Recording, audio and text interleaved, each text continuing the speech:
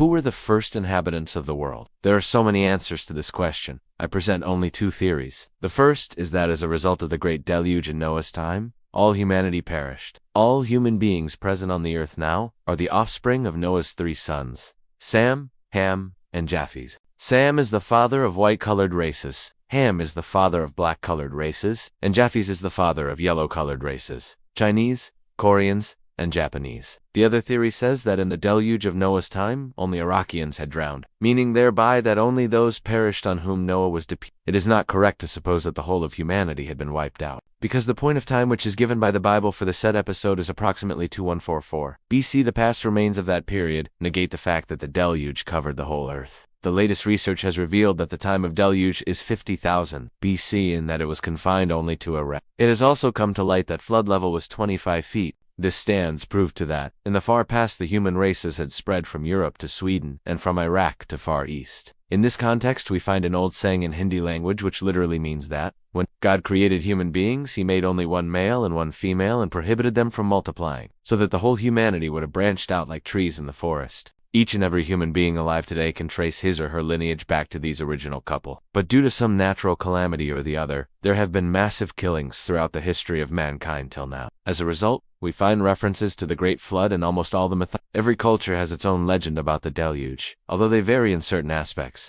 What is common among all such tales is the idea that before the deluge, the world was inhabited by giants. After the flood, only a few survived and the world was repopulated by their descendants. The Greek mythology says that Deucalion and Pyrrhus were the progenitors of the new race after the flood. In Hindu mythology, Manu and his wife Shatarupa begot the first race after the deluge. According to the biblical account, the first man was created from the dust of the earth, and the first woman was created from one of the man's ribs. She was named Eve, the mother of all living beings.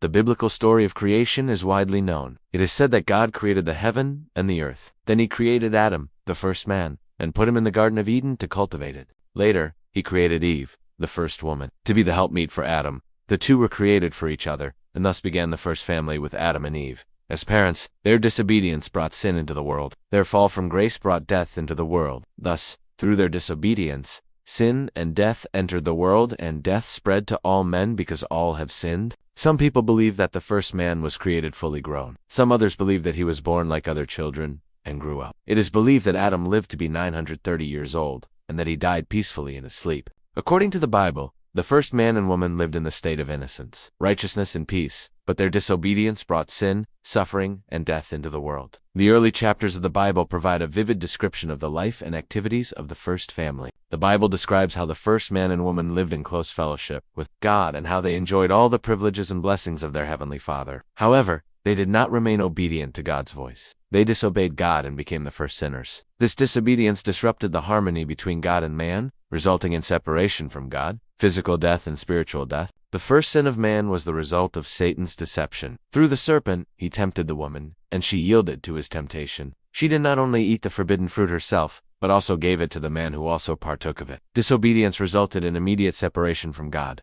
Their eyes were opened, and they became conscious of their nakedness. Man had fallen from his lofty position of honor and dignity to become a miserable sinner under the wrath of God.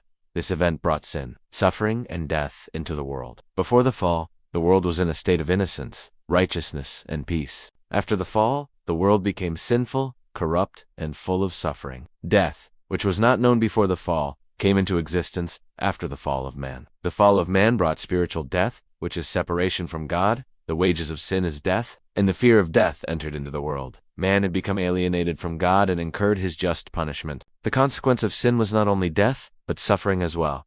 Sin brought sorrow, pain, toil, and hardship into the world. The curse brought thorns and thistles into existence. Man was cursed to work hard to earn his food. Women were cursed to experience pain during childbirth. And the serpent, which represented Satan, was cursed to crawl on the ground for the rest of its life. The fall of man brought sin, suffering, and death into the world. It disrupted the harmony between God and man, bringing separation from God, physical death, and spiritual death. The consequences of sin included immediate separation from God, the fear of death, and a life of sorrow, pain, toil, and hardship. I am presenting before you the different theories about the creation of the first man and woman, and the fall of man is recorded in different scriptures. You may choose to believe in any one of them or reject them all. The choice is yours. I am not here to tell you what to think, but to present to you various points of view so that you may form your own opinion.